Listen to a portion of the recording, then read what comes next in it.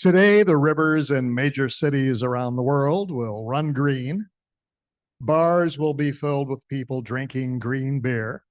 And there will be talk of Blarney and Bagora. On St. Patrick's Day, we all can be just a little bit Irish. The Irish have given the world some interesting bits of wisdom. For example, may you have the hindsight to know where you've been, the foresight to know where you're going, and the insight to know when you've gone too far. May the roof above you never fall in, and those gathered beneath it never fall out. If you buy what you don't need, you might have to sell what you do. A good laugh and a long sleep are the best cures. And my favorite, here's to a long life and a merry one, a quick death and an easy one, a cold pint and another one. If you're lucky enough to be Irish, you're lucky enough. Well, our idea of Irish luck began during the gold rush days out in the western part of the U.S. A disproportionate share of the most successful miners happened to be Irish, and their mining fortunes led to our expression, the luck of the Irish. Now, the dictionary defines luck as a force that brings good fortune or adversity, or the events or circumstances that operate before or against the individual. General Douglas MacArthur may have had the best take on luck when he said, "The best luck of all is the luck you make for yourself." Well, the truth is that luck can have many different meanings, and often it depends on the person and the situation. So, as we celebrate St. Patrick's Day, I invite you to consider the true meaning of luck and 5 different ways to think about it in the context of your own life and dreams. First of all, if you believe that luck brings you your success, then you most likely also believe that you're at the mercy of your circumstances, situations, or conditions. The belief that you're governed by your circumstances or any external element is the same as believing that you're a victim instead of being the architect of your own life. We all encounter unfavorable circumstances from time to time, but the good news is that we all have complete authority over how we respond and choose to react to every experience.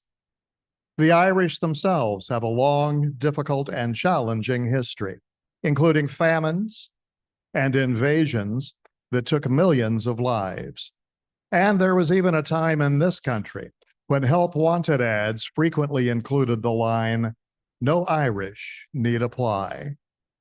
Now, these events, unfortunate as they were largely beyond the control of the Irish people. But they were able to use situations like this to empower themselves to be the best they could be. So whenever difficult situations or circumstances arise, think about how you can create your own luck by maintaining a positive attitude, regardless of what seems to be going on all around you. And when you begin to truly understand that you can choose how you respond to life, you'll discover that you have a hidden power within you.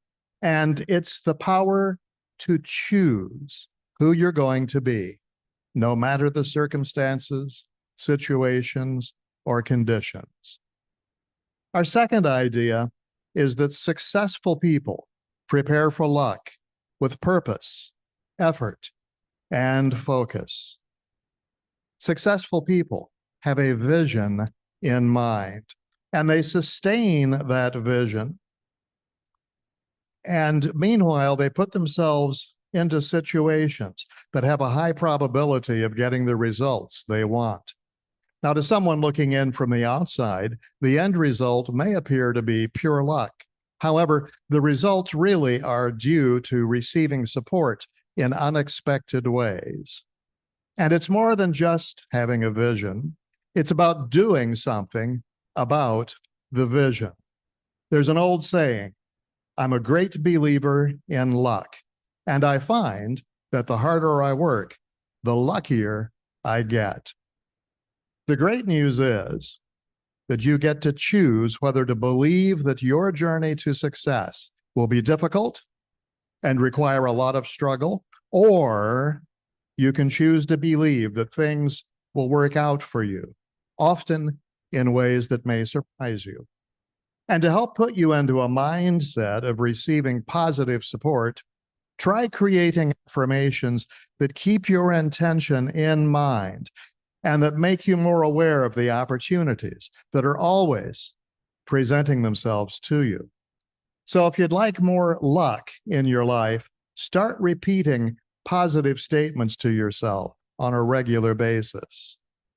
The Unity minister, Mary Mannon Morrissey, has an interesting affirmation which, if repeated and believed, could make a huge difference in your life. It is, things just work out for me, and often in surprising ways.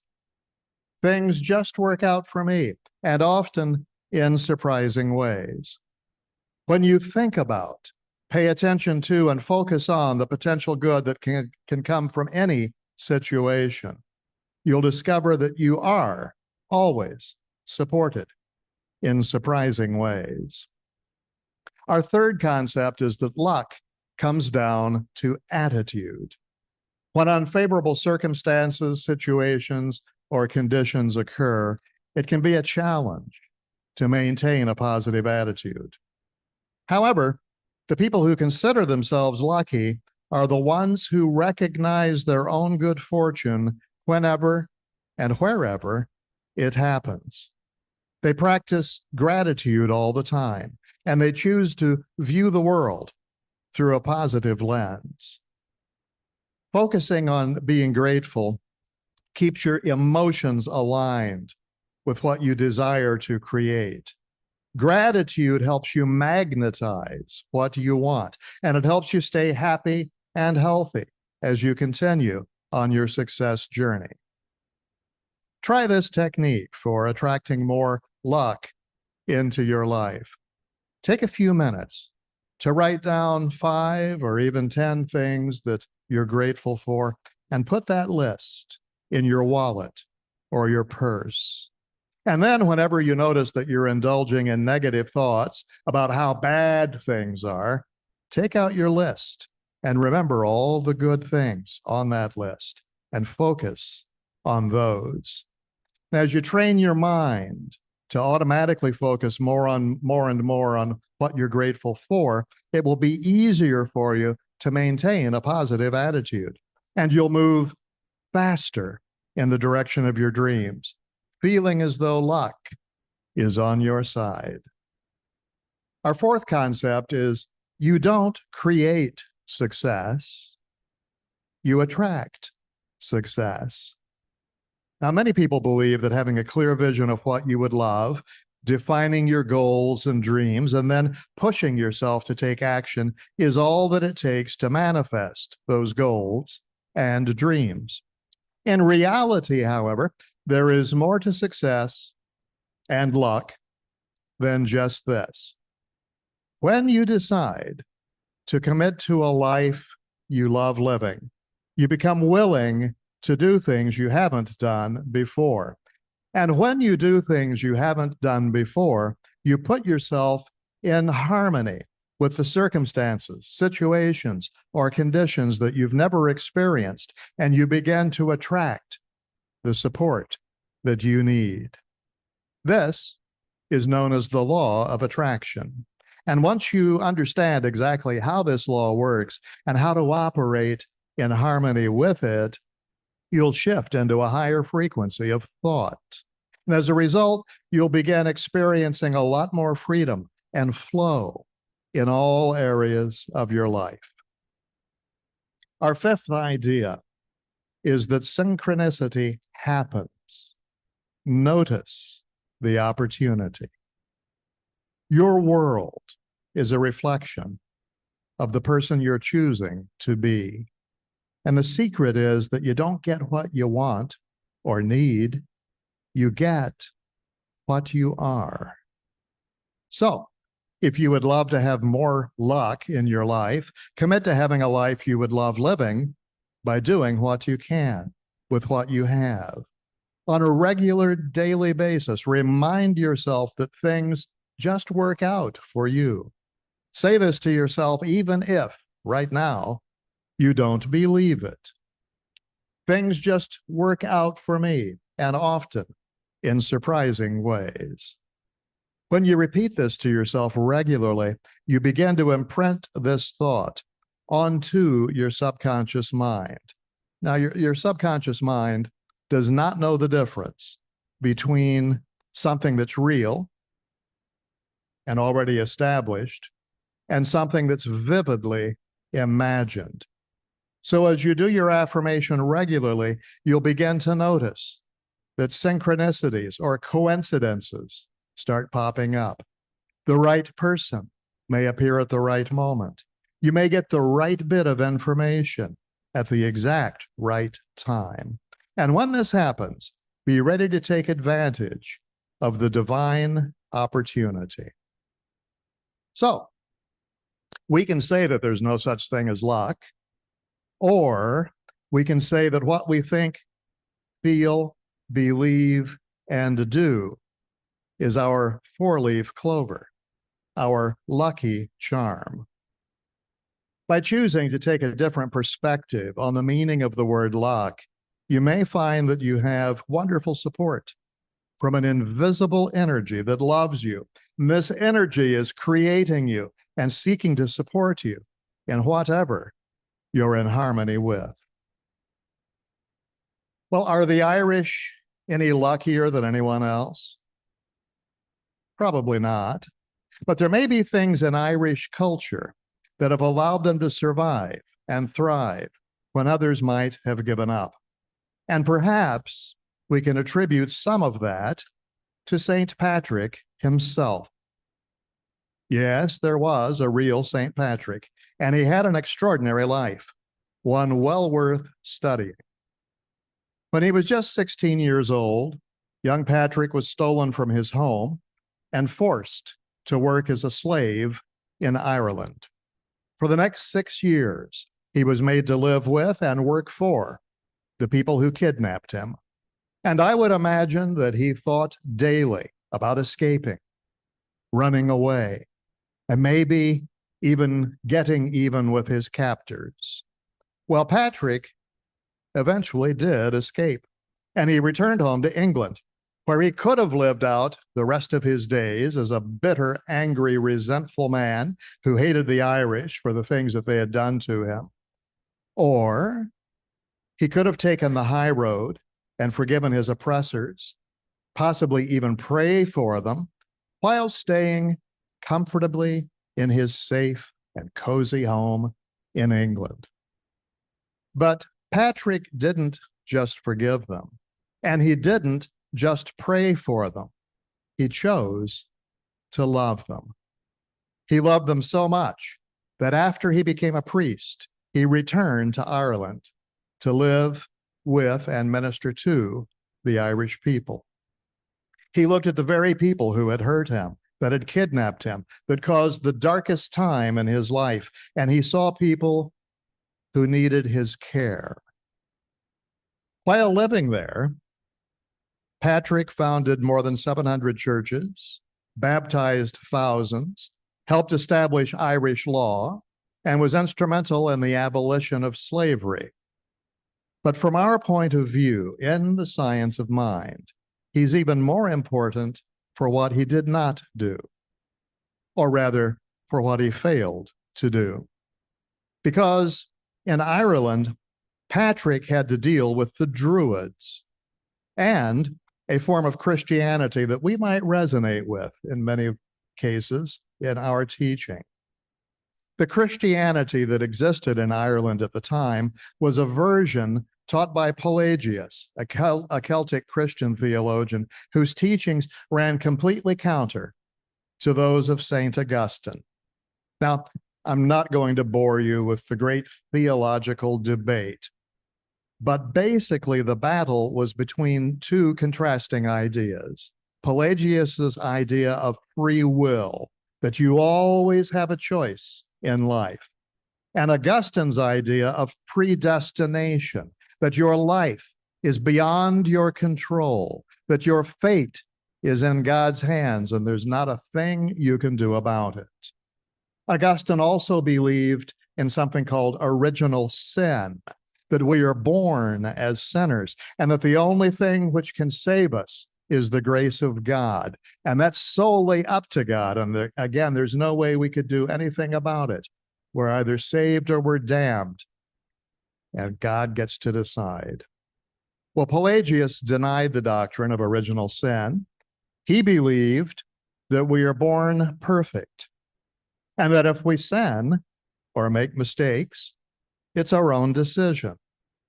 He believed in the power of choice and the power of natural law and the power of choice to set law in motion. So Pelagius taught that sin is simply doing something out of ignorance of the truth, which is what we teach today in the science of mind. And the interesting thing about Pelagius's views is that they came straight from the Irish Celtic culture, the natural philosophy of the Druids. The Druids practiced a form of natural religion, and as such, they were kindred souls of the Magi of Persia, the Brahmins of India, and the Toltecs of the Aztec culture. They were the wise men and women. They were the educated, intellectual class. The fundamental belief of the Druids was that spirit is all powerful and that spirit is present in all things, rocks and trees, skies and seas. Now, the Druids had their magic spells and their potions and incantations and many practices that might seem strange to us today. But they were also well aware of the powers of the mind, and especially the power of imagination and belief. And they knew the power of suggestion, and they practiced it, but always in accordance with natural law as they understood it. They knew that the power and wisdom of the universe was at their command, and they used it. Now, like most priestly cults, they never shared their knowledge with the average people. The Druids did a good job of keeping their best ideas secret. But now, thank God, the secret is out. And Ernest Holmes used to proclaim it in nearly every radio and TV broadcast that he made. There is a power for good in the universe that is greater than you are, and you can use it. This power is the power of mind, the universal mind, which is also your mind and my mind. And that mind responds to our conscious thoughts, what we think, what we believe. And therefore, it allows us to shape the reality of our lives, creating circumstances, situations, and relationships just as we specify them by our thoughts and feelings and beliefs. Our lives are the products of our imaginations. What we think about comes about. It's our will, not so-called God's will. God's will is simply to express through us, as us, manifesting whatever we choose to manifest in our lives, wanting only the best for us, but never quarreling with our decisions to accept less than the best. God never forces us to accept more than we want, nor will God ever interfere with our enjoyment of misery if that's what we choose. The Druids knew it, Pelagius knew it, and the mind within you knows it too. In religious science, we have a very effective tool for activating that mind within us. And we call it spiritual mind treatment, which is a form of scientific affirmative prayer for specific purposes, which we can use creatively to direct the course of our lives. It really does work. In fact, many people have stumbled onto the secret of treatment without necessarily realizing what they're doing. They simply experimented with the power of belief, and they reaped the rewards. And you don't even have to believe in God for it to work, but you must believe in what you want. But it's not something you can learn just by listening to talks on Sunday mornings or attending seminars or reading books, although these all help. The only way you can do it is to practice it. And that's why our classes are so important. They give us hands-on experience with our ideas. Well, during Patrick's encounters with the Druid culture, some of their ideas got to him. And it's evident in his own words. In the Druidic tradition, as in our science of mind teaching, when you speak your word from a consciousness of oneness with the universe, whether you call it nature or spirit or God, when you speak your word from that consciousness, universal mind enacts it through and according to law. And the famous prayer of St. Patrick reveals that he certainly did have the kind of consciousness that we seek to develop through spiritual mind treatment. The prayer of St. Patrick is really a series of powerful affirmations. The power of God to guide me, the might of God to uphold me, the wisdom of God to teach me, the eye of God to watch over me, the ear of God to hear me, the word of God to give me speech, the hand of God to protect me, the way of God to go before me, the shield of God to protect me. God within me, God beside me, God behind me, God before me, God beneath me, God above me, God at my right, God at my left, God in the heart of everyone who thinks of me, God in the mouth of everyone who speaks to me, God in every eye that sees me, God in every ear that hears me. Notice that Patrick did not beg or whine. There's no sense of separation, no sense of longing for some kind of grace to be bestowed upon him. He took it all for granted, and therefore he could speak his word with certainty, just as we do through the practice of spiritual mind treatment.